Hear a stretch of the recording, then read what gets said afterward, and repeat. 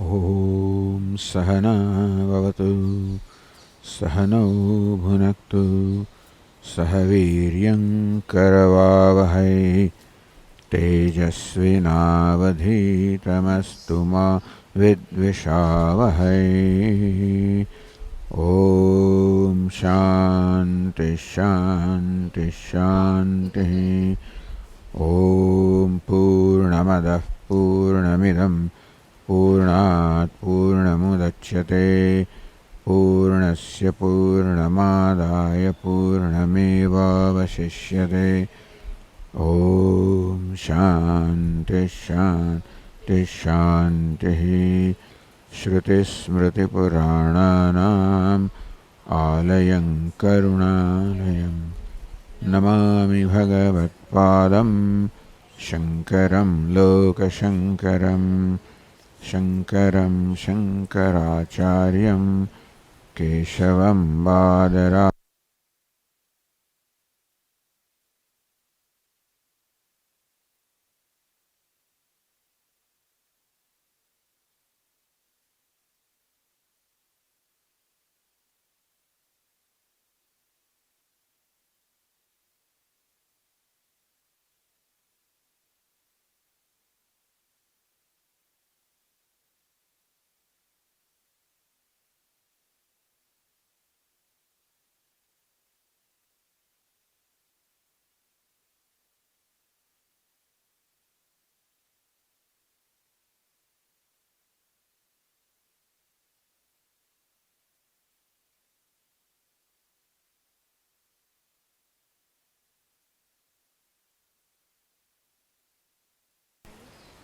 ॐ ॐ ॐ।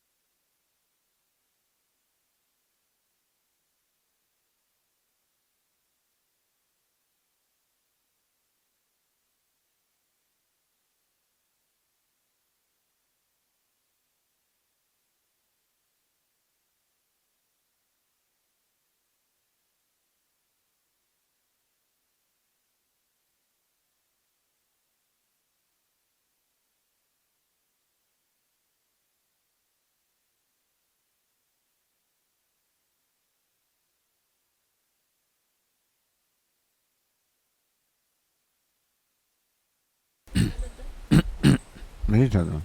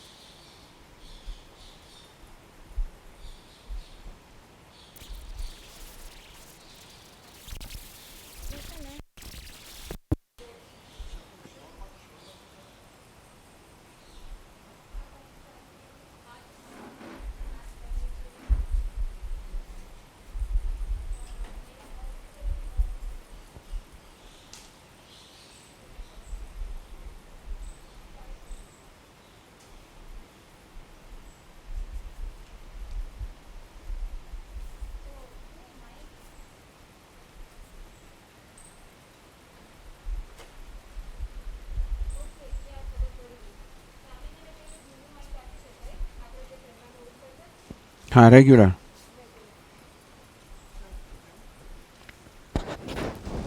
अच्छा જ अच्छा જ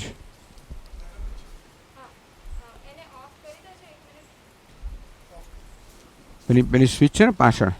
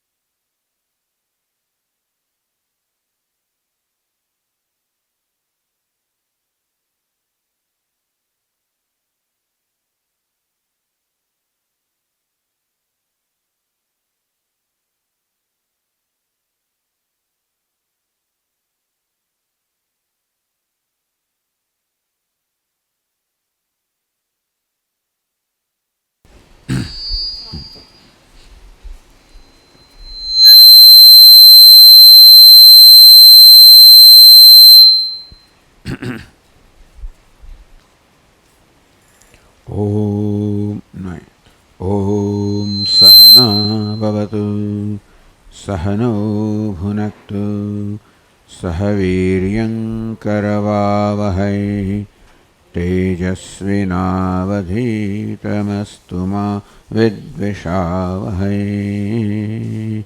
ओम शांति शांति शांति ओम पूर्णमदः पूर्णमिदं पूर्णात् पूर्णमुदच्यते पूर्णस्य पूर्णमादाय पूर्णमेवावशिष्यते ओम शांति शांति शांति श्रुतिस्मृतिपुराणानाम् आलयं करुणालयं नमामि भगवत्पादं शङ्करं लोकशङ्करं शङ्करं शङ्कराचार्यं केशवं बादरायणं सूत्रभाष्यकृतौ वन्दे भगवन्तौ पुनः पुनः ईश्वरो गुरुरात्मेति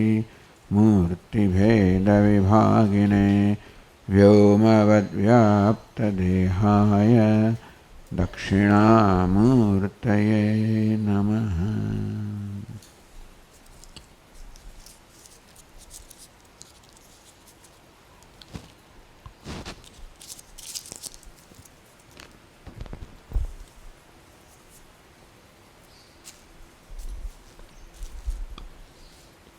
अतः गुरुप्रोक्त तत्वोपदेश विंशतिकं नाम पंचदशम प्रकरण प्रारभ्यते। હવે 15મા પ્રકરણનો પ્રારંભ થાય છે ગુરુપ્રોક્ત, જે ગુરુનું વચન છે. છેલ્લા પ્રકરણો જનક રાજાના વચન હતા, હવે ગુરુજીનું વચન છે. તત્વોપદેશ વિંશતિકમ, આ પ્રકરણમાં 20 શ્લોકોમાં ગુરુજી તત્વનો ઉપદેશ કરે છે. दुर्लक्ष्यम आत्मनस्तत्वं प्रत्यापयितुमंजसा, दुर्लक्ष्यम आत्मनस्तत्वम, आत्मनो तत्व दुर्लक्ष्य છે, अर्थात એને સમજવું જાણવું અત્યંત કઠિન છે. અંજસા પ્રત્યાપયિતુમ, એનો સરળતાથી પ્રત્યય જન્મે, નિશ્ચય જન્મે, જ્ઞાન જન્મે. मुह तत्वोपदेशार्थम गुरुराह दयोदधि,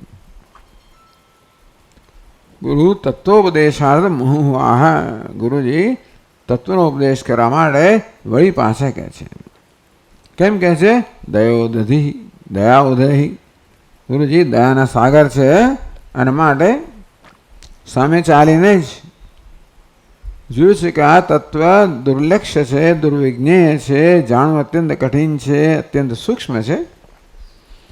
સૂક્ષ્મ માટે દુર્લક્ષ્ય છે, એટલે વળી પાછા તત્વનો ઉપદેશ કરે છે, તે પણ 20 શ્લોકોમાં. આગળ વધીએ ટીકામાં. यद्यपि प्रथमम् आत्मतत्वोपदेश कृत एव, પહેલાં આત્મતત્વનો ઉપદેશ થઈ જ ગયેલો છે. પહેલાં પ્રકરણમાં જ થઈ ગયો. પહેલું પ્રકરણ છે આત્મતત્વ ઉપદેશનું પ્રકરણ, એમાં પહેલામાં જ થઈ ગયો. પછી તો એમાં કોઈ પ્રકારના સંશયો વગેરે દૂર કરવા માટે શિષ્યએ પોતાનો અનુભવ કર્યો, ગુરુએ એને પડકાર્યો, શિષ્ય વળી પાછો એને ઉત્તર આપ્યો. આમ જોવા જઈએ તત્વનો ઉપદેશ ચાલી રહ્યો છે, અને છતાં પણ ગુરુએ તત્વનો ઉપદેશ વિશેષ કરીને તો પહેલા પ્રકરણમાં આપ્યો. તથાપિ તत् આત્મતત્વમ અંતેવાસિભ્ય પુનઃ પુનઃ ઉપદેષ્ટવ્યમ દુર્લક્ષ્યત્વાत्. થોડું વોલ્યુમ વધારવું પડશે. તથાપિ દુર્લક્ષ્યત્વાत्, છતાં પણ આત્મતત્વ દુર્લક્ષ્ય છે, દુર્વિજ્ઞેય છે, અત્યંત સૂક્ષ્મ છે,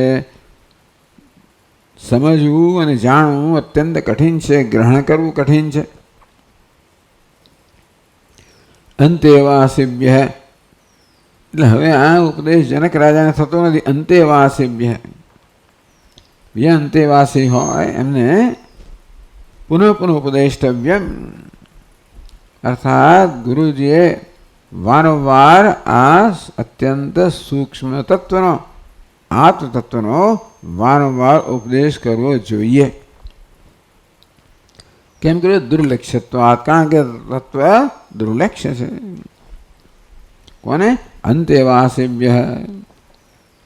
તો કલ્પના કરીએ કે ગુરુની આસપાસ બીજા પણ શિષ્યો હશે બધા. જનક રાજા તો ખરા ઉત્તમોત્તમ શિષ્ય, પણ અન્ય શિષ્યો પણ હોય, અને જનક રાજાએ તો ગ્રહણ કરી લીધું, અને એનો પુરાવો પણ મળી ગયો એમના બધા વચનોથી. એનો અર્થ એ નથી કે બીજા શિષ્યોએ પણ આ પ્રકારે ગ્રહણ કર્યું હોય. અને તેથી એમના લાભ માટે, જે કારણે ઉત્તમ અધિકારીની વાત થઈ ગઈ, મધ્યમ અધિકારી, મંદ અધિકારી, આ પ્રકારની શૈલી હોય છે શાસ્ત્રની. ઘણી વાર પહેલાં ઉત્તમ અધિકારીને સંબોધવામાં આવે, પછી મધ્યમ અધિકારી, અધમ અધિકારી, કનિષ્ઠ અધિકારી. દુર્લક્ષ્યત્વ કઠોપનિષદમાં ને બધા વારંવાર ઉપદેશ કરવામાં આવે છે એકના એક જ તત્વનો. એ કે યથા છાંદોગ્યોપનિષદી એ દૃષ્ટાંત આવે જેવી રીતે છાંદોગ્યોપનિષદમાં નવકૃત્વ શ્વેતકેતુમ પ્રતિ આચાર શિક્ષાર્થમ અસકૃત આત્મોપદેશમ ગુરુ આહ. જેવી રીતે છંદોગ્ય ઉપદેશની અંદર 9 વાર શ્વેતકેતુ પ્રત્યે આચાર શિક્ષાર્થમ અસકૃત આત્મોપદેશમ ગુરુ આહ. ગુરુજીએ અસકૃત અનેક વાર આત્માનો ઉપદેશ કર્યો. શેના માટે? આચાર શિક્ષાર્થમ. શ્વેતકેતુને એ 9 વાર ઉપદેશની આવશ્યકતા હશે કે નહીં જુદી વાત છે, પણ આચાર ઉપદેશાર્થમ આ પ્રકારે આચાર્યએ ગુરુએ આવો આચાર કરવો જોઈએ કે તત્વ દુર્લક્ષ્ય હોવાને કારણે એનો વારંવાર ઉપદેશ કરવો જોઈએ. અંતેથી શ્વેતકેતુનો પણ 1 નહીં 2 9 વાર ઉપદેશ કરવામાં આવ્યો. ચલો શ્વેતકેતુને જરૂર હોય ખરી, ન હોય તો પણ પણ શિરસ્તો એક ઉત્પન્ન ઉભો કરવા માટે આચાર કહો, શિરસ્તો કહો, પ્રથા કહો, કે ગુરુજીની લગભગ ફરજ છે કે આ તત્વ અત્યંત દુર્લક્ષ્ય હોવાને કારણે એનો વારંવાર ઉપદેશ કરવો, જ્યાં સુધી શિષ્ય ગ્રહણ ન કરે ત્યાં સુધી. તો ભગવદ્ ગીતામાં ભગવાન વારંવાર ઉપદેશ કરેલો જ છે. અને ભગવાન વળી આગળ ઉપદેશ કરવા તૈયાર હતા. કચિદેતચ્યુતમ પાર્થ ત્વૈકાગ્રેણ ચેતસા કચિત જ્ઞાન સમૂહ પ્રણષ્ટસ્તે ધનંજય. હે ધનંજય, તે સાવધાની સાંભળ્યું તો છે મારો ઉપદેશ, અને તારો મોહ દૂર તો થઈ ગયો છે ને. આ પ્રકારે ભગવાન ખાતરી કરવા પૂછે છે. અને કદાચ એમ ન થયું તો પોતે વળી ઉપદેશ કરવાની તૈયારી બતાવે છે. તત્રાદવ એટલે જ્ઞાન અધિકારિણમ ચાહ. અંતેવાસીમાં હવે બે પ્રકારના હોય, જ્ઞાનના અધિકારી પણ હોય, જ્ઞાનના અનધિકારી પણ હોય. તો કોણ જ્ઞાનનો અધિકારી પહેલેથી શરૂ થાય છે. કોણ જ્ઞાનનો અધિકારી છે અને કોણ અધિકારી નથી.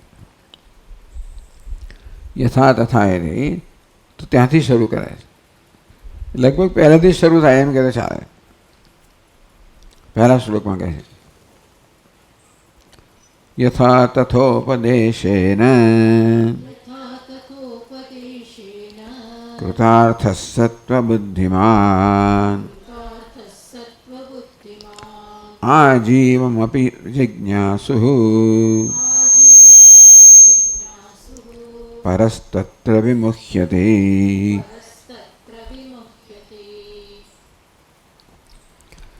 સત્વબુદ્ધિમાન યથા તથા ઉપદેશેન કૃતાર્થઃ ભવતિ. સત્વબુદ્ધિમાન છે તો યથા તથા જેમ તેમ ઉપદેશ કર્યો હોય તો પણ જ્ઞાન થઈ જાય છે. પરહ જિજ્ઞાસુ પરંતુ જે અધિકારી નથી, આ જીવપી જીવન પર્યંતનો ઉપદેશ કરવામાં આવે તો વિમુખ્યતે એનો મોહ દૂર થતો નથી. સત્વબુદ્ધિમાન શિષ્ય સત્વબુદ્ધિમાન સત્વબુદ્ધિ ધરાવનાર શિષ્ય, પ્રચુર માત્રામાં સાત્વિક બુદ્ધિ ધરાવનાર શિષ્ય, અંતઃકરણ શુદ્ધિ અથવા વિશુદ્ધ સત્વબુદ્ધિ ધરાવનાર શિષ્ય. યથા તથા આપાતતોપી ઉપદેશેન કૃતાર્થ સ્યાત. એમ ત્રીજીની ટકોર જેમ હોય. જનક રાજાને જષ્ટાવક્ર મુનિએ ઉપદેશ કર્યો, ઘોડાની રાંગ પર એક પગ હતો ઊંચો કરે તો જ્ઞાન થઈ ગયું કહે છે. એટલે એવું અત્યંત ઉત્તમાધિકારી હોય તો એને માટે બહુ જ વિસ્તારપૂર્વક ઉપદેશની આવશ્યકતા નથી. અરે કદાચ પદ્ધતિપૂર્વકના ઉપદેશની આવશ્યકતા નથી. એવા દૃષ્ટાંત છે શાસ્ત્રમાં કે એક વાર સાંભળીને જ્ઞાન થઈ ગયું. સુખદેવજી માત્ર ભાગવતના 2 શ્લોકો સાંભળ્યા અને એમને જ્ઞાન થઈ ગયું. એટલે એવા ઉપનિષદમાં પણ એવા દૃષ્ટાંતો છે કે એક વાક્ય સંભળાઈ ગયું અને જ્ઞાન થઈ ગયું, કારણ કે તૈયાર જ હતો. ટૂંકમાં જેમને આપણું સત્વ શુદ્ધ થતું જાય તેમ તેમ આપણને આત્માનો અનુભવ થતો જાય. આત્મા કેન્દ્રિત મન થતું જાય, આત્મનિષ્ઠ મન થતું જાય અને તેમ તેમ હું વિશ્વનો ખ્યાલ આપોઆપ જ બદલાતો જાય. સમજવું જોઈએ. મન જેમ જેમ બદલાય ને તેમ આપણો હું વિશ્વનો ખ્યાલ પણ બદલાય. તમોગુણી મન હોય તો હું વિશ્વનો ખ્યાલ એક પ્રકારનો હોય. જ્યાં કહેશે અસત બુદ્ધિ, અંધકાર હોય, મોહ હોય તો આત્મ તિરસ્કાર હોય. એવી જાતનો તમોગુણનો અંધકાર જ્યારે અંતઃકરણમાં હોય ત્યારે આવું હોય. રજોગુણની પ્રધાનતા હોય ત્યારે આત્મ વિષયના અસંતોષની તીવ્ર સભાનતા હોય. પોતાને તીવ્ર સંતોષ, એમણે ઈચ્છાઓનો મારો, લોભ પ્રવૃત્તિરારંભ કર્મણામ સમસ્પાક. એટલે ખૂબ ખૂબ બધી ઈચ્છાઓ જન્મ્યા જ કરે, પૂરી કર્યા કરો. તમોગુણ રજોગુણ. સત્વગુણમાં ધીમે ધીમે ધીમે આત્મબુદ્ધિ પ્રસાદયમ, આત્માનો પ્રસાદ છે, પ્રસન્નતા છે, ધીમે ધીમે અંતઃકરણમાં વ્યક્ત થતી જાય. અંતઃકરણ સાધન છે ને આત્માને વ્યક્ત કરવાનો. આત્મા સદા અભિવ્યક્ત થઈ જ રહ્યો છે. જેવું માધ્યમ અંતઃકરણ માધ્યમ છે. તમોગુણ દ્વારા એ આત્માની અભિવ્યક્તિ એટલી બધી વિકૃત થઈ જાય કે ક્રૂર નિષ્ઠુર તરીકે વ્યક્ત થાય. રજોગુણ દ્વારા એ અભિવ્યક્તિ થાય કે લોભી, ભોગી, કામી એવો વ્યક્ત થાય. સત્વગુણ જેમ એમ આવે તેમ તેમ આપોઆપ જ આપણો પોતાનો વિષયનો ખ્યાલ બદલાયા જ કરે. ધીમે ધીમે આત્મસંતોષનો અનુભવ થતો જાય. જેમ આત્મસંતોષ અનુભવ તેમ તેમ સ્વાભાવિક છે કે જરૂરિયાતો છે, કામનાઓ છે, અપેક્ષાઓ ઘટતી જ જાય. જે કે અપેક્ષાઓ આપણામાં છે, કામનાઓ છે, આગ્રહો છે, એ મૂળ તો આત્મા એટલે પોતાના પ્રત્યેના અસંતોષમાંથી જ જન્મેલી છે. અસંતોષ જેટલો તીવ્ર હોય એટલી કામનાઓ, અપેક્ષાઓ, આગ્રહ તીવ્ર હોય. એ આપોઆપ જ ઓછું થતું જાય. આત્મસ્વીકાર થતો જાય. આંતરિક પ્રસન્નતા પ્રાપ્ત થતી જાય. અને વિશુદ્ધ સત્વમાં આત્માનો પૂર્ણ સ્વીકાર હોય, નિષ્ઠા જ હોય. મન આત્મનિષ્ઠ થતું જાય, અનુભવ થતો જ જાય. અને ત્યારે તું આનંદ સ્વરૂપ છે તો હું જાણું, હા બરોબર છે, હું આનંદ સ્વરૂપ છું. જે આનંદ તું અનુભવી રહ્યો છે તારું સ્વરૂપ છે, બરોબર છે. બ્રહ્મપુચ્છમ પ્રતિષ્ઠા એટલે અંતઃકરણની અવસ્થા અત્યંત મહત્વની છે. કોઈ પણ જ્ઞાનમાં, આ જ્ઞાનમાં તો ખાસ ભૌતિક વિષયના જ્ઞાનની અંદર સાત્વિક અંતઃકરણ જરૂર નથી, પણ છતાં તીક્ષ્ણ અંતઃકરણ જોઈએ. અહીંયા સૂક્ષ્મ અંતઃકરણ જોઈએ. એટલે એવો સત્વ બુદ્ધિમાન, પ્રચુર સત્વ ધરાવનારો બુદ્ધિમાન મનુષ્ય શિષ્ય હોય, જિજ્ઞાસુ હોય. યથા તથા આપાતતોપી, કઈ ગુરુજી કહે છે ને એ એના અનુભવનો વિષય છે જ. એટલે એ જે અનુભવી રહ્યો છે એનું માત્ર સંમતિ આપવામાં આવે છે. ઘણા લોકોને એવું થાય છે, હા સ્વામી યાર તમે સાંભળેલું છે, મને ખબર છે, જે આપ કહી રહ્યા છો એનું મારું બરોબર છે, બરોબર છે. દરેક જણ કંઈ ને કંઈ સંસ્કાર લઈને આવ્યું જ હોય છે. અને તેથી આપોઆપ આ પ્રકારનું મન તમારું સંમતિ જાહેર કરે, અનુકૂળ હોય. અને તેથી તું આનંદ સ્વરૂપ, એવું તો ઉપદેશ બીજો શું કરવાનો છે? તો એમાં કોઈ પ્રકારનો સંશય ના રહે, કારણ કે એ તો મારો અનુભવનો વિષય છે. યથા તથા આપાતતોપી ઉપદેશેન કૃતાર્થ સ્યાદ. આપાતતઃ યથા તથા, જેમ તેમ, એવું કે માંડીને પદ્ધતિસર કહેવાનું હોય. આમ તો ઉપદેશની આખી પ્રથા છે, ક્યાંથી શરૂ કરો?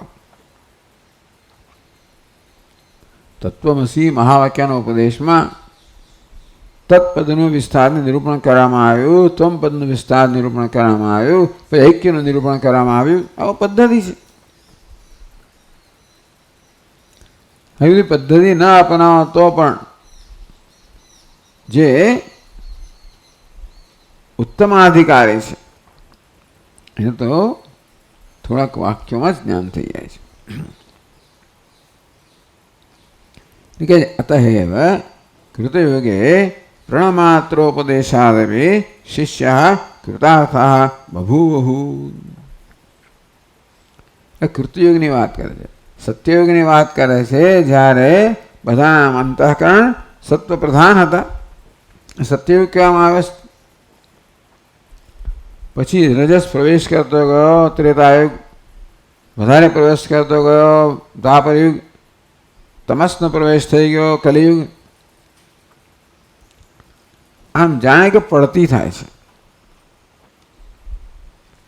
આ પ્રકારે યુગની કલ્પના કરવામાં આવી છે. અતએવ કૃતયુગે પુરાણો વર્ણન આવે કે કેવા કૃતયુગની અંદર કેવા ઋષિકુમારો હતા કે ઋષિઓ હતા અને કેવું જ્ઞાન થઈ જતું હતું. પ્રણમાત્રોપદેશાદપી માત્ર પ્રણનો ઉપદેશ કરવામાં આવે. કૃતાર્થ બહુ અને તે એ લોકો કૃતાર્થ થઈ ગયા. આ એક પ્રકારનો જ્ઞાન અનધિકારિણમ અધિકારિણમ અનધિકારિણમ. જ્ઞાન અધિકારીની વાત કરી. અનધિકારિણમ અનધિકારી પરહ બી પંક્તિમાં આજીમપી જિજ્ઞાસુ પરહ જિજ્ઞાસુ. બીજો જિજ્ઞાસુ પરહ કોણ? બીજો વિરુદ્ધ અસત્વ બુદ્ધિ. આ સત્વ બુદ્ધિમાન છે, બીજો કયો છે? અસત્વ બુદ્ધિ. અસત્વ બુદ્ધિ એટલે શું? જ્યાં સત્વ બુદ્ધિનો અભાવ છે એવો અસત્વ બુદ્ધિ. જેમાં રજોગુણ તમોગુણની પ્રધાનતા છે એને અસત્વ બુદ્ધિ કહ્યું. કે સત્વ બુદ્ધિમાન કે અસત્વ બુદ્ધિ એનો વિરુદ્ધ કહ્યું. અસત્વ બુદ્ધિ એટલે જ્યાં રજોગુણ તમોગુણ મલિન સત્વ, જ્યાં સત્વ મલિન બની ગયું છે, રજોગુણ તમોગુણથી પ્રભાવિત થઈ ગયું છે, એવો એ જ્યાં સુધી એ પ્રકારનું અંતઃકરણ રહે ત્યાં સુધી ગમે તેટલો ઉપદેશ કરવા છતાં પણ એ વસ્તુ સ્પર્શતી નથી. ઉપદેશ આપણા હૃદયને સ્પર્શવો જોઈએ. કે આ વાત બરાબર છે. હૃદય જે છે ને એ એની સાથે સાથ પુરાવે, સાધ પુરાવે. પણ જ્યાં રજોગુણ તમોગુણની પ્રધાનતા હોય, ત્યાં સંવેદનશીલતાનો અભાવ હોય, આત્માની સંવેદનશીલતા ન હોય તો પછી ઉપદેશ કરે તો પણ મારું મન એમાં સંમત ના થાય. બુદ્ધિને સમજ પડે તોય પણ મન સંમત ના થાય. અસત્વ બુદ્ધિ અંતઃકરણની અશુદ્ધિ હોય, સત્વગુણ છે રજોગુણ તમોગુણથી પ્રભાવિત થઈ ગયો હોય, રજોગુણને કારણે ઘણા વિક્ષેપો હોય, તમોગુણને કારણે ઘણી આળસ હોય, નિદ્રા હોય, પ્રમાદ હોય, જડતા હોય. મુખ્યત્વે તો જડતા એટલે ઇનસેન્સિટિવિટી, ટૂંકમાં સંવેદનશીલતાનો અભાવ. આવો હોય માણસ, એવો રહેવો નિયમ ને આવો હોય. યાવત જીવમ જિજ્ઞાસુ હવે, આ જીવમ કહો કે પછી યાવત જીવમ, જીવે ત્યાં સુધી જિજ્ઞાસુ અપી. બિચારો જિજ્ઞાસુ છે, જાણવાની ઈચ્છા ધરાવનારો છે. બહુધા ઉપદિષ્ટો બી એટલે એનો અર્થ કે જિજ્ઞાસુ છે, જાણવાની ઈચ્છા ધરાવનાર છે, તેથી વારંવાર ગુરુપાદ ઉપદેશ પ્રાપ્ત કરે. બહુધા ઉપદિષ્ટો બી, બહુધા બહુ પ્રકારે, એક બીજા પ્રકારે, ત્રીજા પ્રકારે ઉપનિષદની અંદર પણ ભિન્ન ભિન્ન પ્રકારથી કહેવામાં આવ્યું. એમાં કઠોપનિષદ વગેરે બહુ સ્પષ્ટ છે. ભિન્ન દૃષ્ટાંત, દરેક નવું પ્રકરણ છે એ નવા નવા દૃષ્ટાંતથી શરૂ થાય. કોઈ રથથી શરૂ થાય ને વૃક્ષથી શરૂ થાય ને વગેરે વગેરે. આમ બહુધા ઉપદિષ્ટો વિવિધ પ્રકારનો ઉપદેશ કરવામાં આવે. વિમુખ્યથી એનું છે ને એને યથાર્થ જ્ઞાન તો ન થાય, વિમુખ્યથી એને વિપરીત જ્ઞાન થાય. મોહ કોને કહેવાય? વિપરીત જ્ઞાનને મોહ કહેવાય. એક અજ્ઞાન છે, જ્ઞાન થવું જ નહીં. બીજું વિપરીત જ્ઞાન છે, બધું થાય જ નહીં કશું. ચાલો ઉલટું થાય, વિપરીત જ્ઞાન થાય.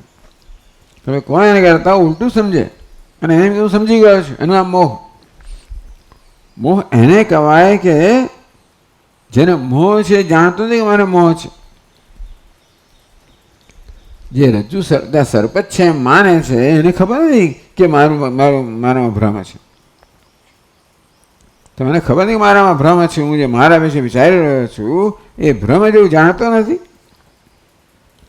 એનો એ જ મોહ ચાલુ જ રહે.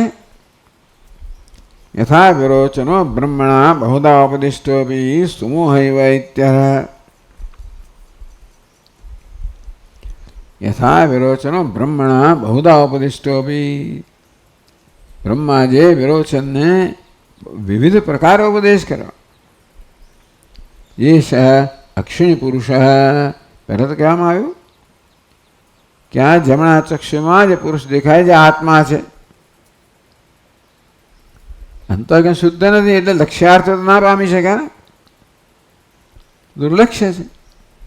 વાસ્તવમાં આ વાક્ય છે એનો લક્ષ્યાર્થ આત્મા છે કે ચક્ષુમાં દેખાય છે એવું નહીં, ચક્ષુ દ્વારા જુએ છે જે દ્રષ્ટા છે એ આત્મા છે. ત્રણે ચક્ષુમાં જોયું, શું દેખાયું? એનો પોતાનો ચહેરો દેખાયો હશે, પોતાનો પડછાયો દેખાયો, પોતાનો પ્રતિબિંબ દેખાયો. ઇન્દ્રિય પણ એવું જ કર્યું. ઇન્દ્રિય નિર્ણય પર આવ્યો કે ગુરુજી કહી રહ્યા છે કે પ્રતિબિંબ આત્મા છે. ઇન્દ્રને એવું નિશ્ચય જન્મ્યો. કોઈક રીતે વિરોચનમાં એવી સમજ પડી કે પ્રતિબિંબ તો દેહનું પ્રતિબિંબ છે, માટે દેહ આત્મા છે. એ પ્રકારનો નિશ્ચય વિરોચનમાં જન્મ્યો. એમને નિશ્ચય ચલાયમાન કરવા માટે જોયું, એમના પ્રશ્ન બધી જ ખબર પડી કે ભગવાન આપ કહો છો કે નેત્રમાં જ દેખાય પુરુષ એ આત્મા છે, તો અરીસામાં દેખાય કોણ છે? તલવારની ચાળતી સપાટીમાં દેખાય કોણ છે? એ બ્રહ્માજી જાણી ગયા કે આ લોકો તો છાયાને પ્રતિબિંબને જ આત્મા માનનારા છે, કે બધામાં એક જ આત્મા છે. એવું કેમ કહ્યું? એટલા જ માટે કે ચાલો હું આગળ ઉપદેશ કરીશ. નહીં તો કોઈ પૂછ્યું કે આવું કેમ કર્યું બ્રહ્માએ? કહેવું છે ને અક્કલ વગરના ભાન નથી પડતું, આટલું સમજતા નથી કે આમાં આંખમાં તો આત્મા હોતો હશે. પણ શંકરજી મને સમજાવે કે એવું જો કહે ને તો આ તો બહુ બધા અત્યંત પ્રતિષ્ઠિત વૈભવશાળી આ બંને છે, ઇન્દ્ર અને વિરોચન. એટલે અત્યંત સન્માનિત છે. એમને કહેવા તમે મૂર્ખ છો તો પછી એનો અહંકાર બીજા નષ્ટ થઈ જાય, પણ પોતાને વિશે અત્યંત હીનતાની લાગણી કે હું આવો છું. એ હીનતાની વૃત્તિ જ્યારે મનમાં હોય ત્યારે મન જે છે એ ગ્રહણ ના કરી શકે કે બરોબર છે, ચાલો તમે કહો છો એ બરોબર છે. એવું કહ્યું એ જ આત્મા છે, એ જ અમૃત છે, અભય છે, બ્રહ્મ છે. પછી કહ્યું તમે એક કથરોટની અંદર પાણી ભરો અને પછી એમાં જુઓ શું દેખાય છે. તો પછી મેં કંઈક વિચાર કરશે, એટલે વિચાર માટેની પદ્ધતિ બતાવે. બ્રહ્મા જેનો વિચાર કરશે કે કથરોટમાં તો પ્રતિબિંબ દેખાય છે, કે અરીસામાં પ્રતિબિંબ દેખાય, આવો શરીર દેખાય છે, એ અમૃતમ અભયમ એતદ બ્રહ્મ, એ આત્મા અપહર પાપમાં આ બધા લક્ષણો કહેલા છે ને. બ્રહ્મજી માટે એટલું જ નથી કહ્યું કે ચક્ષુમાં જે દેખાય પુરુષ દેખાય આત્મા છે, એ કહ્યું એતદ અભયમ એતદ બ્રહ્મ એતદ અમૃતમ અભયમ એતદ બ્રહ્મ. એ પહેલામાં પ્રસ્તાવના હતી આત્મા અપહત પાપમાં વિજરહ વિમૃત્યુ વગેરે. એ લક્ષણો સાથે કોઈક રીતે એમણે એ લક્ષણો ધ્યાનમાં લીધા જ નહીં, માત્ર આટલું જ વાક્ય લીધું. અને બીજી વાર ઉપદેશ કર્યો કે સમજે કે આ તો પ્રતિબિંબ છે અને તેથી આત્મા ના હોઈ શકે, પણ એમનામાં કોઈ પ્રકારનો ફેર ના પડે, અર્થાત મોહ દૂર ના થાય કે બરોબર છે, અમને આત્મા દેખાય છે, નખથી શિખા સુધી આત્મા બરોબર દેખાય છે. ચાલો એ તો પ્રયોગ એટલા માટે કર્યો કે જરા જુઓ કે તમે આવી રીતે જળમાં જુઓ તો શું દેખાય છે, નોંધ લો ભાઈ તમે કે આત્મા કેવો દેખાય છે. પછી હવે તમે લોકો બરોબર બની ઠરીને તૈયાર થઈ જાઓ, નખ વાળ વગેરે કપાવો, સરસ વસ્ત્રો પહેરો, અલંકાર પહેરો, પછી જુઓ. એટલે આ કરવાનું પ્રયોજન એ છે કે હવે એ લોકો જ્યારે જળમાં પોતાના પ્રતિબિંબ જોશે ત્યારે જોશે કે આમાં વધારો ઘટાડો થયો છે, કે વાળ નખ વગેરે જતા રહ્યા છે. જેનું આત્મા માનતો એના આત્મા દેખાયો, વાળવાળો નખવાળો એવો આત્મા દેખાયો. હવે આજે આત્મા દેખાય વાળ નખ વગરનો છે, એટલે કે એનો અર્થ કે એ વસ્તુ તો નશ્વર છે, તદુપરાંત પહેલાં કોઈ અલંકારો ન હતા, વસ્ત્રો ન હતા, એવા દેખાય છે, એ આગંતુક છે. તો જેવી રીતે આ અલંકારો વસ્ત્રો આગંતુક છે અને વાણ નખ વગેરે પણ આગંતુક છે, નશ્વર છે, એ પ્રતિબિંબ તો ખરા જ ને. પ્રતિબિંબ આગંતુક છે, નશ્વર છે. તો આ દેહ પણ જે દેખાય એ પણ આગંતુક છે, નશ્વર છે. આત્મા ના હોય છે કે આટલી ખબર પડે ને, ના પડી. એટલે આ પ્રકારે આ કથરોટમાં જળની અંદર જોવાનો પ્રયોગ આ રીતે કરવામાં આવે કે પહેલી વાર તો કહ્યું તમે લોકો જુઓ શું દેખાય છે, અને એમાં કંઈ પ્રશ્ન હોય તો મને કરો. કંઈ પ્રશ્ન ના થાય એમને. શું દેખાય છે? નખથી શીખ આત્મા દેખાય છે. ચાલો, તો ધ્યાનમાં તો લીધો, પણ ના લીધો. બીજી વાર શું દેખાય છે? બધું દેખાય છે આત્મા. હવે અમને સરસ અલંકારવાળો, વસ્ત્રવાળો એવો દેખાય છે. કોઈ ટ્યુબલાઇટ થઈ જ નહીં. એટલે હવે શું કરે બ્રહ્માજી? ફરી એમને ના કહ્યું કે તમને ભાન નથી પડે, જવા દેતા, અને બોલ્યા કે આ જ્ઞાન લઈને જશે એનો પરાજય થશે. જેથી એમને સાંભળવા મળે ક્યારેક જે પોતે ઉપદેશ કર્યો છે એના પર વારંવાર વિચાર કરીને એનો અર્થ સમજે. એટલે ઇન્દ્રને તો એનામાં કંઈક શુદ્ધિ હોવાને કારણે ધીમે ધીમે આ બહુધા ઉપદિષ્ટ.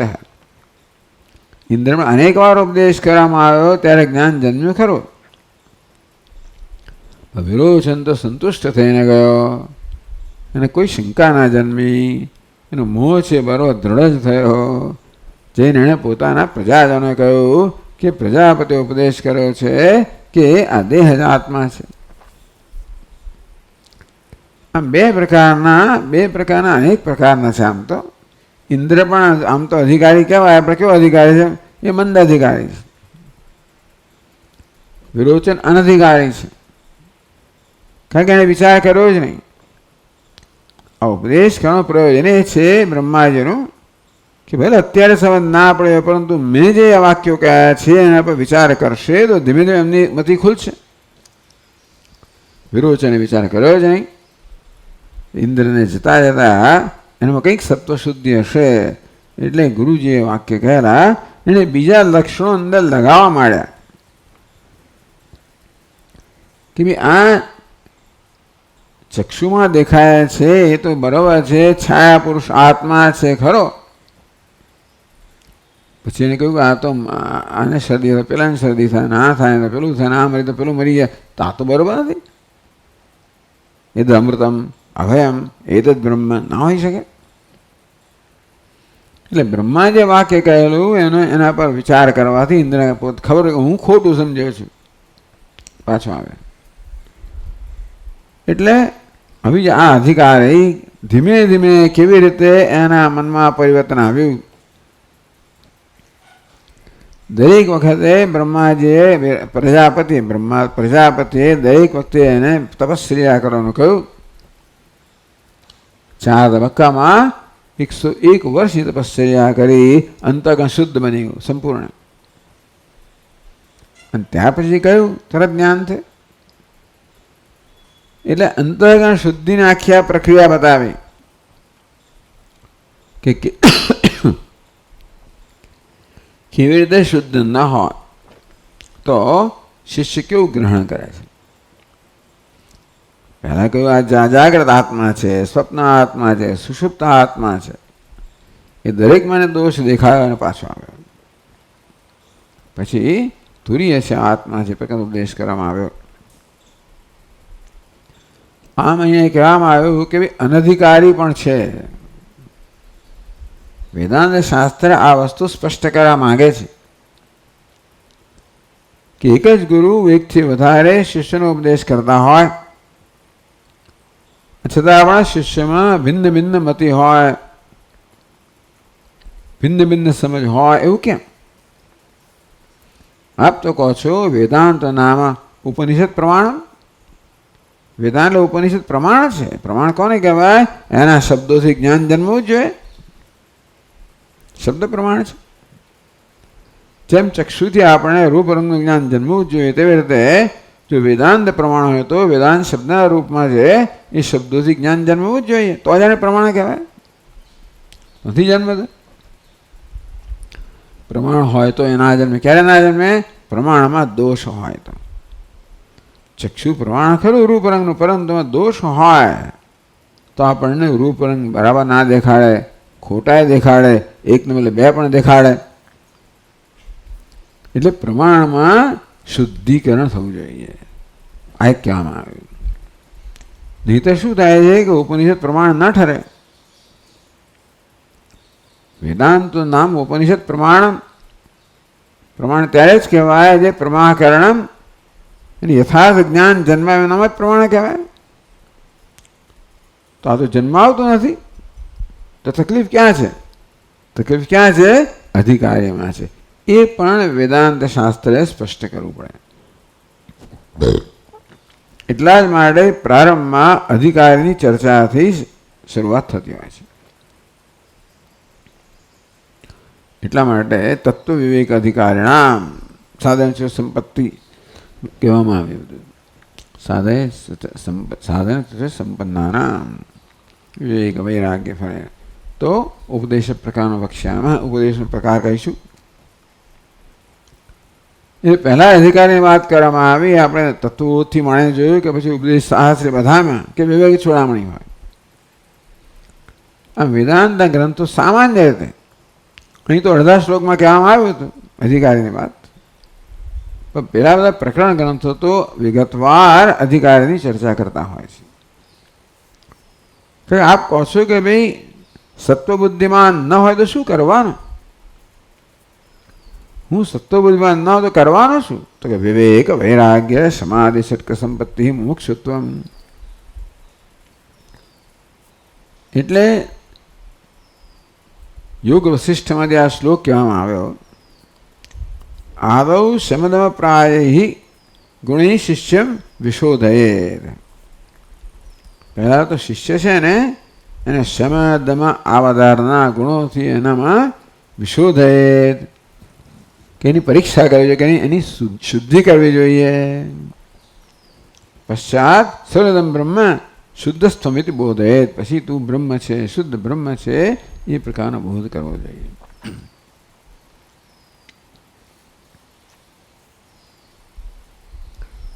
તો ચાલો ભાઈ, આ સત્વબુદ્ધિમાન પરહ અસત્વબુદ્ધિમાન અથ બંધમોક્ષ સુખોપાયેન સંગ્રહેણ નિરૂપયતિ. ચાલો, આમ તો સાધન ચતુષ્ટય સંપત્તિ કહેવામાં આવે. વિવેક વૈરાગ્ય સમાધિ ષટ્ક સંપત્તિ મુમુક્ષુત્વમ એ માત્ર વૈરાગ્ય કહેવામાં આવે છે. વૈરાગ્યાદિ ચતુષ્ટયમ, વૈરાગ્યને જાણે કે મુખ્ય સાધન કહેવામાં આવે છે. એટલે ખરેખર તો સાધન ચતુષ્ટય જોઈએ, પણ અત્યંત સરળતાથી અહીંયા સાધનને સરળતાથી વ્યક્ત કરવામાં આવે છે. અથ બંધ મોક્ષ સુખોપાયેન સંગ્રહેણ નિરૂપયતિ. તો સુખ ઉપાય સરળતાથી ઉપાય થઈ શકે એટલા માટે બંધ મોક્ષ નિરૂપયતિ. સંગ્રહેણ, બંધ અને મોક્ષ બંનેનો સંક્ષેપમાં નિરૂપણ કરવામાં આવે છે. સરળતાથી ઉપાય, સરળ ઉપાયથી આપણે એને પ્રાપ્ત કરી શકીએ.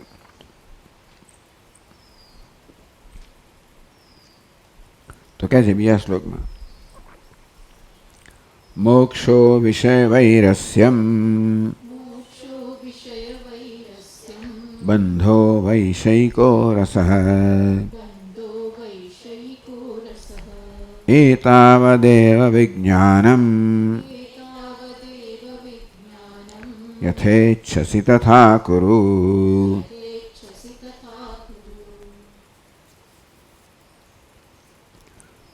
મોક્ષ વિષય વૈરસ્યમ. વૈરસ્યમ વિરસસ્ય ભાવ, વૈરસ્યમ રસનો અભાવ, વિગત રસયસ્માત વિરસ, જેમાંથી રસ ચાલી ગયો છે રસ કહો, રાગ કહો. રસોપ્યસ્ય પરમ દૃષ્ટવા નિવર્તતે. આ વિષય રસ છે, રસ શબ્દ વધારે સારો છે રાગ કરતા, પણ તો રસ જ્યારે જતો રહે. વિશેષુ અનુરાગ ભાવ એવ મોક્ષ, વધારે પડતી સરળતાથી કહેવામાં આવે. પણ વિશેષુ અનુરાગ અભાવ એ મોક્ષ.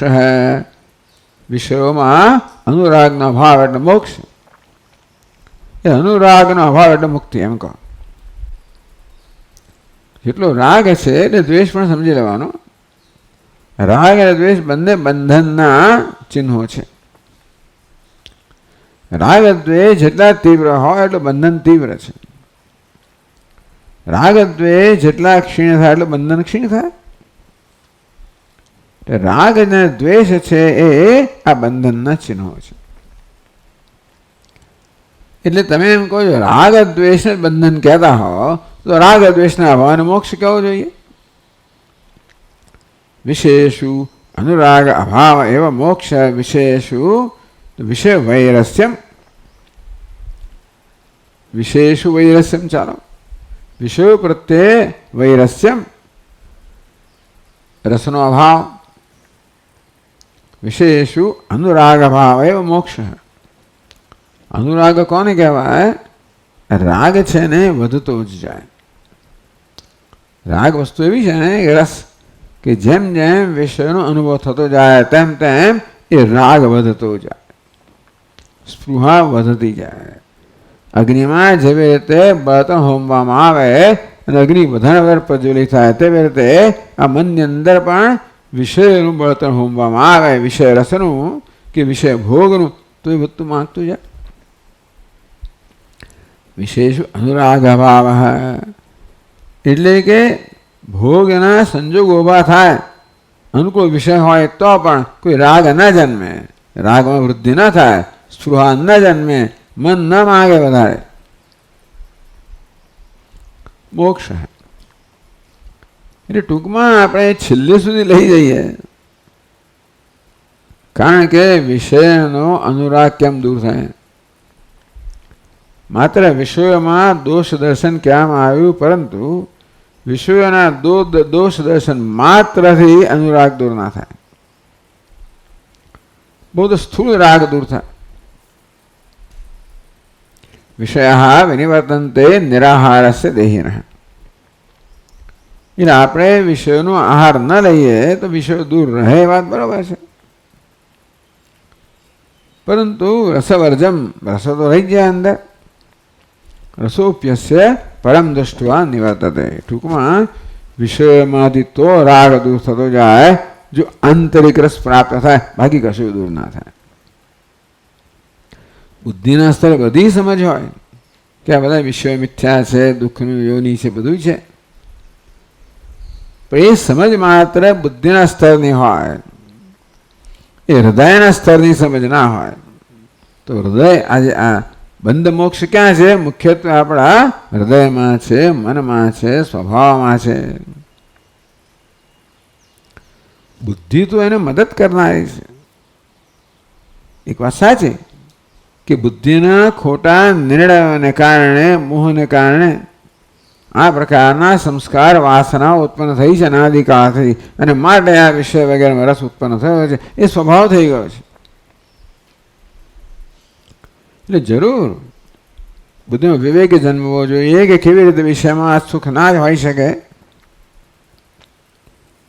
પણ આ મન એ જોવું જોઈએ. મન અનુભવ કરનારી વસ્તુ છે, એને અનુભવ થવો જોઈએ, કેમાં નથી. એવું ક્યારે થાય? જ્યારે એને પોતાનામાં સુખનો અનુભવ થાય ત્યારે. અર્થાત આ રીતે મનમાં પરિવર્તન લાવવાની એક આખી ક્રિયા છે, જેને કર્મયોગ, યોગ કહેવામાં આવે. આ યોગ શું છે? મનમાં પરિવર્તન આણવું. કર્મની મદદથી આણીએ હોય તો કર્મયોગ કહેવાય, ભક્તિની મદદ આણે ભક્તિ યોગ કહેવાય, અથવા તો નિરોધથી આણીએ તો એ પ્રકારે. આ બધા યોગ છે ને માણે છે આ મનમાં પરિવર્તન આણવા માટે. એટલે ભગવાનને ખાતરી કે કર્મયોગમાં પણ એ પ્રકારની ક્ષમતા છે. કે પતંજલિ મહર્ષિ જે યોગનો અષ્ટાંગ યોગનો ઉપદેશ કરે છે એ જ વસ્તુ કર્મયોગથી પ્રાપ્ત થઈ શકે. એટલે કહ્યું ને કે ભાઈ અસક્તો હ્યાચરણ કર્મ પરમાપ્નોતિ પુરુષ. ભગવાન તો કહે છે અનાસક્તિથી કર્મ કરવામાં આવે તો પુરુષ પરમને પ્રાપ્ત કરે. ચાલો, એટલે અનાસક્તિથી કેમ કરવામાં આવે? જેથી આત્મામાંનો રસ છે એને પ્રાપ્ત થાય, એનું પ્રયોજન છે. એટલે આપણે ખરેખર અનાસક્તિથી કર્મ કર્યું એવું ક્યારે કહેવાય? એના પરિણામે આપણે આંતરિક રસ પ્રાપ્ત થાય. कर्म का भी मजा लेना चाहिए ना. किसी को तुषार है, जल का एक ग्लास दे दिया तो उसमें भी एक रस है ना. આમ કર્મ જે રસ આપવા માંડે ત્યાર પછી કર્મફળ પર જે રસ માટે આપણી પરતંત્રતાથી એમાંથી મુક્ત થતા રહીએ. પછી ધીમે ધીમે આત્મરસ પ્રાપ્ત થતો જાય. એટલે ભલે એ સામાન્ય કહેવામાં આવ્યું કે વિષયના અનુરાગનો અભાવ માટે મોક્ષ, પણ આત્મામાં અનુરાગ એટલે મોક્ષ ખરેખર. તો મન ક્યાં હંમેશા ચોંટે? જે અનુરાગ હોય ત્યાં. મન કઈ જગ્યાએ જાય બેસી રહે? એને ક્યાં રહેવું ગમે? જ્યાં અનુરાગ હોય ત્યાં. ભમરો ક્યાં જાય? જ્યાં આગળ મધ મળતું હોય ત્યાં આગળ. તો મન પણ એવું જ છે. એટલે પ્રયત્નપૂર્વક આપણે આંતરિક રસ ઉત્પન્ન કરીએ એનું નામ સાધના. એટલે આપણને અનેક પ્રકારના મૂલ્યો છે, બધા ભાવનાઓ છે, એટીટ્યુડ, આ બધું કહેવામાં આવ્યું જે બધા મોક્ષને અનુરૂપ છે. આ મૂલ્યો જે કહેવામાં આવ્યા કે પ્રસાદ બુદ્ધિ વગેરે બુદ્ધિ કહેવામાં આવી, વૃત્તિ કેવી છે? બધી મોક્ષને અનુરૂપ છે. એમ કરતા કરતા વિષયના અનુરાગથી મુક્ત થતા થતા થતા થતા અનુરાગ આત્માનો પ્રાપ્ત કરતા કરતા કરતા છેવટે એમાં જ નિષ્ઠ થઈ જઈએ તો મોક્ષ થઈ ગયો. બંધો આ તો જે કહેવામાં આવે છે વસ્તુ માત્ર અહીંયા દોહરામાં જ આવ્યું. બંધ વિષયાસક્તમ મુક્તિ નિર્વિષયમ શ્રુતમ મને મનુષ્યાણામ કારણ બંધ મોક્ષયો. કે મન મનુષ્યના બંધને મોક્ષનું કારણ છે. બંધાય વિષયાસક્તમ, વિષયમાં આસક્ત માને છે એ બંધનું કારણ છે. અને નિર્વિષય વિષયની આસક્તિ મુક્ત છે એ મોક્ષનું કારણ છે. ચાલો, એવું સહેલું સહેલું કહેવામાં આવ્યું, ત્યાં શરૂ કરીએ આપણે. એ પણ એ જ વસ્તુ કહેવામાં આવી. વિષયમાં વૈરસ છે એટલે મોક્ષ, વૈષયિકો રસાય એટલે બંધ. બંધ એટલે પરતંત્રતા. વિશ્વમાં રસ હોય એટલે પરતંત્ર છે ને. ત્યારે રસ માટે, આનંદ માટે કશાક પર આધારિત હોય તો પરતંત્રતા છે ને. એ પરતંત્રતાનું નામ જ બંધન. એટલે સર્વમ આત્મવશમ સુખમ, સર્વમ પરવશમ દુઃખમ. પરવશતા એટલે દુઃખ, આત્મવશતા એટલે સુખ. આમ વૈષયિકો રસ. જો રસ માટે વિષય પર આધારિત હોઈએ તો ત્યાં પરતંત્રતા છે, એનું નામ જ બંધ. બંધો વૈષયિકો રસ. વિશેષુ અનુરાગસ્તુ બંધ. બંધ એટલે પરતંત્રતા ટૂંકમાં. સ્વતંત્રતા આપણો સ્વભાવ છે ને, સ્વતંત્રતા માટે આપણે સ્વાભાવિક પ્રેમ છે, એના માટે પરતંત્રતા આપણે સ્વીકારીએ છે જ નહીં. અને માટે આપણે તરત એનો વિરોધ કરીએ. પરતંત્રતાનો ખ્યાલ જન્મે તરત મારું મન વિરોધ કરે. તો વિષયમાં અનુરાગ હોય એટલે મારા સુખ માટે, શાંતિ માટે, સલામતી માટે હું વિષય પર, અન્ય વિષય એટલે જે કોઈ હોય તે વસ્તુ હોય, વ્યક્તિ હોય, સંદેશ હોય, કાળ હોય, વસ્તુ હોય, વ્યક્તિ હોય, જે હોય તે ઘટના હોય એના પર આધારિત. અને તકલીફ એ છે ને કે એને બંધ કહેવાય કે એ સુખ એવું બંધન કરનારું કેમ છે? કારણ કે ધીમે ધીમે મને ટેવાતું જાય, વધુ વધુ માંગતું જ જાય. એવી રીતે અગ્નિમાં ઘી હોમો તેવી રીતે વિષય શું કેવું છે? એ વધારે વધારે જરૂરિયાતવાળું બને. સ્વાભાવિક છે ને. એટલે એક સિગરેટથી આનંદ મળતો હતો, 2 જોઈએ, 3 જોઈએ, એ જ માત્રામાં તમને લિજ્જત મેળવવા માટે વધારે વધારે જરૂર પડે. તે જ પ્રકારે એ જ માત્રામાં સુખ મેળવવા માટે વધુ વિષયની જરૂર પડે છે.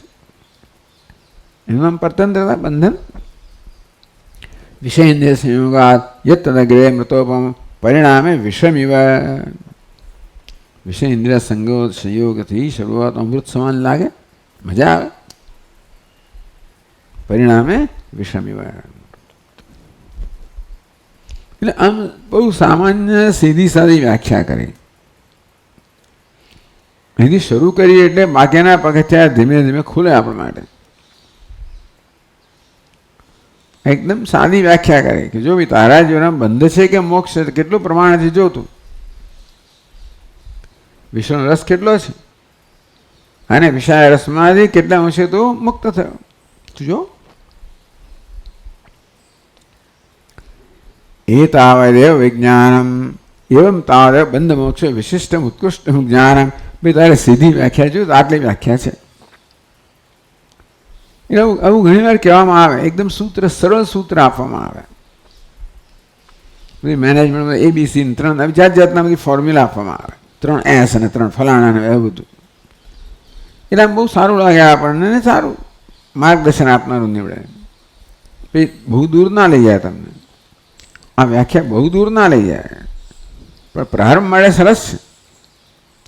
એમાં કહેવું જોઈએ કે આત્મરસ કેમ કેળવો, વિષય રસ ના હોય એટલે આત્મરસ હોવું જોઈએ, પણ કહેવું જોઈએ ને વિષય રસ બંધ છે, આત્મરસ મોક્ષ છે એવું કહ્યું હોત તો વાંધો નથી.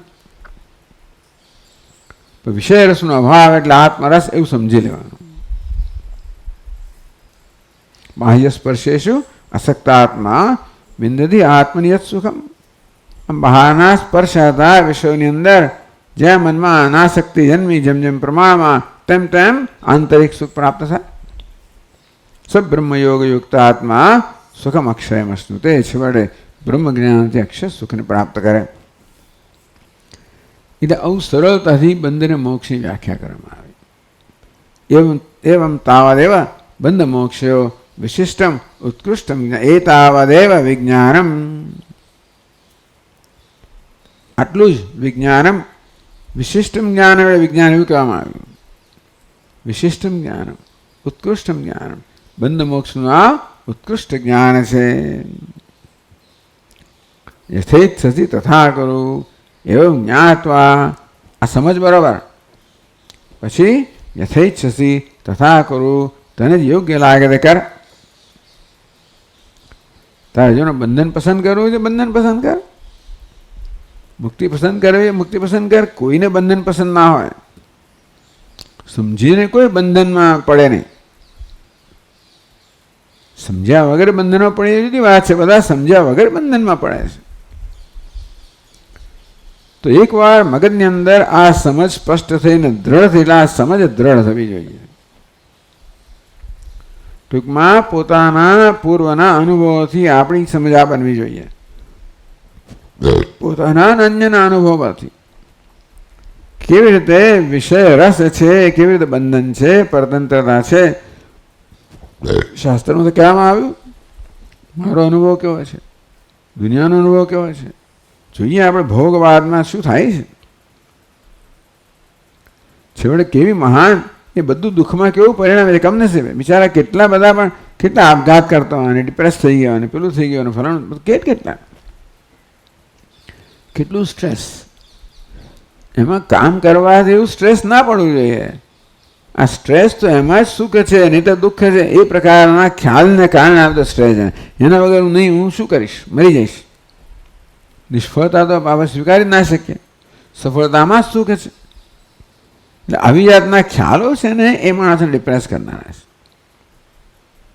સફળતા નિષ્ફળતા નહીં, હું નિષ્ફળ છું બસ. એટલે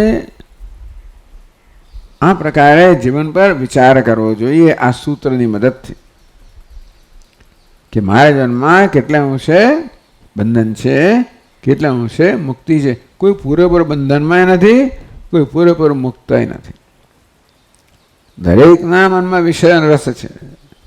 અને જોડે જોડે મોટે ભાગે કશો ને કશો આત્મરસ ક્યારેક હોય છે. આપણું મન ક્યારેક કોઈ કારણ વગર સુખી થઈ જતું હોય, ખુશ થઈ જાય. કંઈ સત્વગુણ છે તો કરો ઓછો ઓછો હશે. સત્વગુણ જ્યારે દેખાડે ત્યારે સુખનો અનુભવ થતો હોય છે, એવું જાણીએ છીએ. આપણા અનુભવ પણ કહે છે કે સવારે ફરવા નીકળ્યા એકદમ સૂર્યોદય દેખાઈ ગયો અને એકદમ સરસ મોરની કળા દેખાઈ ગઈ અને આમ ખુશ થઈ ગયા આપણે. એ કારણ વગર ખુશ થવાનો અનુભવ છે ખરા, જો આપણે એને ધ્યાનમાં લઈએ તો. કશું બને એને જ ખુશ થવાય કે ઈચ્છા પૂરી થાય ને જ ખુશી થાય એવો એક જાતનો જે એક નિર્ણય છે ને, એ આપણે પોતાના અનુભવોને તપાસીએ તો એવું નિયમ નથી કે એમને ઈચ્છા પૂરી થાય તો જ સુખ જન્મ્યું છે, કે સફળતામાં સુખ જન્મ્યું નથી. એમાં શું સફળતા છે? મોરે કળા કરે, મને શું છે? શું સફળતા મળી?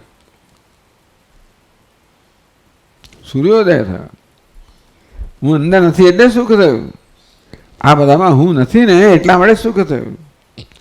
હું હોઉં ત્યાં સુખ હોય ને, હું સફળ છું એમાં દુઃખ આવી જ ગયું. ચાલો, એટલે આ પ્રકારે આ સૂત્ર છે એને તારા જીવનમાં તું એને તારો પોતાનો એનો નિશ્ચય બનાવો. મેં તો કહ્યું તને, હવે તારું મન તને કહે ત્યારે ખરું. એ મન નહીં કહે ને તો આ સૂત્ર તને મદદરૂપ નહીં થાય. તો પહેલાનો સ્વભાવ છે, ટેવો છે, વાસનાઓ છે, જે કહો તે એ વળી પાછું મન પર પ્રભાવ પાડશે, મનને નિયંત્રિત કરશે. એટલા માટે આ નિશ્ચય છે એને દ્રઢ, જેટલો દ્રઢ થાય એટલું પેલા બધા પરિબળોથી આપણે મુક્ત થઈ શકીએ. ઉદ્ધરેત આત્મના આત્માનમ નાત્માનું અવસાદેત. આત્મા એટલે આ પ્રકારની વિવેક બુદ્ધિથી આ રસ ધરાવનારા આત્માનો તો ઉદ્ધાર કર. દેખાડે કેવા કે શું કરે તું? ભૂતકાળનો અનુભવ દેખાડ, બીજાનો અનુભવ દેખાડ કે ક્યાં દુઃખ રહેલું છે. એ પ્રકારે તો યથેચ્છથી તથા કરું. તું નક્કી કર ભાઈ, જીવન બંધન જોઈએ છે કે મોક્ષ જોઈએ છે, સુખ જોઈએ કે દુઃખ જોઈએ છે. કોઈ અક્કલવાળા માણસ દુઃખ તો ના જ છે ને. બંધન એટલે દુઃખ, પરતંત્રતા, પરવશતા, અસહાયતા. તો યથેચ્છસી તથા કરો. ખાતરી જ છે કે આવું સાંભળીને કોઈ પણ અક્કલવાળામાં આમ જ કરવાનું છે, કોઈ કહે નહીં. તને ફાવે તેમ કરે, તને યોગ્ય લાગે એમ કર ભાઈ. આમ જઈશ તો પહોંચ, આમ જઈશ તો ખાડામાં પડીશ, તને યોગ્ય લાગે એમ કર. શું કરવાનું છે? દૂરમેતે વિપરીતે વિશુક છે અવિદ્યા છે વિદ્યેથી જ્ઞાતા. અવિદ્યાનો માર્ગ છે, વિદ્યાનો માર્ગ છે, બંને વિપરીત પરિણામ આપનારા છે. એક મોક્ષનો માર્ગ છે, બીજો બંધનનો માર્ગ છે. તને જે ફાવે પસંદ કર. કોણ શું પસંદ કરવાનું છે? એનો અર્થ એ થયો કે તારો આ નિશ્ચય થવો જોઈએ, નહીં તો પસંદ કર્યા જ કરશે. ગુરુજીએ જે સૂત્ર આપ્યું એ જ્યાં સુધી શિષ્યનો પોતાનો નિશ્ચય ન થાય ત્યાં સુધી એનું મન એને સાથ ના આપે. એટલા માટે પોતાનો નિશ્ચય બનવો જોઈએ. તો જે બુદ્ધિ, આ નિશ્ચયવાળી બુદ્ધિ છે ને, એ મનને ધીમે ધીમે ધીમે માર્ગદર્શન આપીને એને વાળી શકે.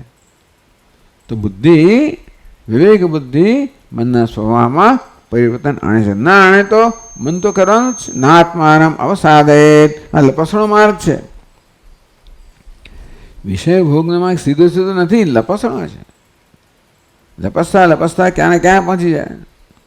પેલો દડો ફેંક્યો અને આમ એક પગથિયા કૂદતો ક્યાંનું ક્યાં પહોંચી જાય. એવો માર્ગ છે. ત્યાં અટકાય એવું છે જ નહીં. એકવાર એના કાબુમાં આવે અટકી શકાય જ નહીં, એવું છે. પેલો મગરે પકડ્યો ને ગજેન્દ્રને, ગજેન્દ્ર બી કંઈ એની પાસે કંઈ શક્ય જ નથી કે એમ જ છૂટી શકે. એટલે હે શિષ્ય, આ તો સમજ બરાબર. અને આ તારો નિશ્ચય બનવો જોઈએ. કઈ રીતે? તારા પોતાના અનુભવમાંથી, તારા પોતાના દુનિયા નિરીક્ષણમાંથી આ તારો દ્રઢ નિશ્ચય બનવો જોઈએ. અને તો જ પછી તું ઈચ્છીશ તોય ઉપયોગ થશે. તો મોક્ષની ઈચ્છા કરીશ તોય નહીં થાય જો આ નિશ્ચય નહીં જન્મે હોય તો. યથા ઈચ્છસી તથા કરું. તેથી તને જે ઈચ્છા હોય એ પ્રમાણે કર. શું કરે? ના ના, મને તો બંધનની ઈચ્છા છે, મને દુઃખની ઈચ્છા છે, સંતાપની ઈચ્છા છે. એવું તો મૂર્ખ માણસ છે ના કે કોઈ અક્કલ વગરનો માણસ એવું તો ના જ કહે કે મારે દુઃખ જોઈએ છે, મારે ખાડામાં પડવું છે, મારે એવું કોઈ ના કહે. એટલે આ તો ખાલી કહેવાનું યથેચ્છથી તથા કરવું, તને યોગ્ય લાગે તેમ કર. એવો શિષ્ય હોય તો હું બેઠેલો જ ના હોય. જો ગુરુજી કેવી મુક્તિ, કેવી સ્વતંત્રતા આપેલા. આવી સ્વતંત્રતા આમ સ્વતંત્રતા નથી. ગુરુને ખાતરી છે કે આટલું તો અક્કલ ધરાવનારો છે, નહીં તો વધારે કયું વાત. ગુરુ ઈચ્છે કે શિષ્ય યોગ્ય નિર્ણય કરે, એવું નથી કે ફાવે એમ નિર્ણય કરે. પણ જ્યારે આપણને ખાતરી હોય કે યોગ્ય નિર્ણય કરવાનો, ત્યારે કभी તને યોગ્ય લાગે તેમ કર. એ પ્રકારે આ શરૂ થાય છે આ પ્રકરણ, જ્યાં તત્વોપદેશ પહેલાં આવી રીતે ભૂમિકા રચે છે, પછી તત્વોપદેશ આવશે.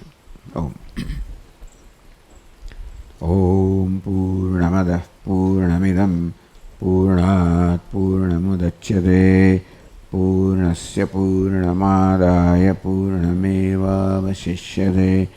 ઓમ શાંતિ શાંતિ શાંતિ. શંકરમ શંકરાચાર્યમ કેશવમ બાદરાયણમ સૂત્રભાષ્યકૃતૌ વંદે ભગવन्तौ પુનઃ પુનઃ. ઈશ્વરો ગુરુરાત્મેતિ મૂર્તિભેદવિભાગિને વ્યોમવદ્વ્યાપ્તદેહાય દક્ષિણામૂર્તયે નમઃ. ઓમ શાંતિ શાંતિ શાંતિ. હરિ ઓમ. શ્રી ગુરુભ્યો નમઃ. હરિ ઓમ.